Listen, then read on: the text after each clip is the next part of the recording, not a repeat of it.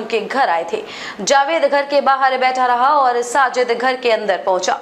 ठेकेदार की पत्नी ने बताया कि साजिद ने घर पर आकर 3 क्लेचर लिए, जिसके उसने 45 रुपए लिए और 5 रुपए लौटा दिए।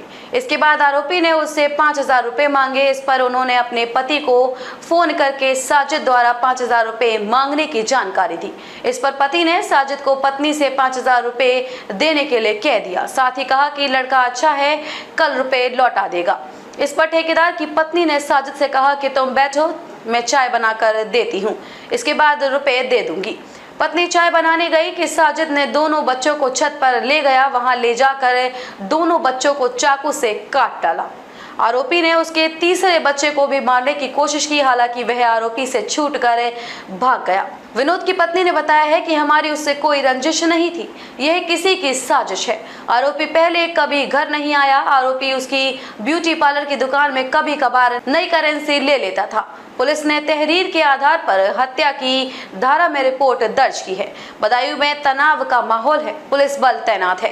मृतक बच्चों के पिता की शिकायत पर पुलिस ने आरोपी साजिद और उसके भाई जावेद के खिलाफ एफआईआर दर्ज की है। एफआईआर में लिखा है कि आरोपी साजिद ने मेरी पत्नी से कहा था कि उसे रुपए चाहिए, क्योंकि उसकी पत्नी बच्चे को जन्म देने वाली है। जब वह पैसे लेने के लिए अंदर गई तो उसने कहा कि वह अस्वस्थ महसूस कर रहा है और छत पर टहलने जाना चाहता है।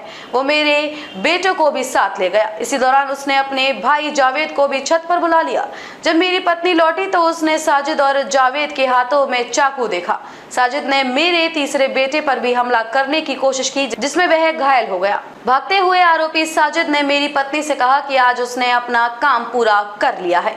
सूचना पर पहुंची पुलिस साजिद की तलाश में जुट गई है। इस बीच आसपास के लोग बड़ी संख्या में इकट्ठा हो गए। नृशंस हत्या देख उनका गुस्सा बढ़ने लगा। उधर आक्रोशित भीड़ ने साजिद की दुकान तोड़कर सामान निकाला और सड़क पर रखकर फूंक दिया। आसपास के 4 दुकानों को आग के हवाले कर दिया। लोग एक सामुदायिक धर्मस्थल पर पहुंच गए, लेकिन पुलिस ने उन्हें रोक लिया। आगजनी के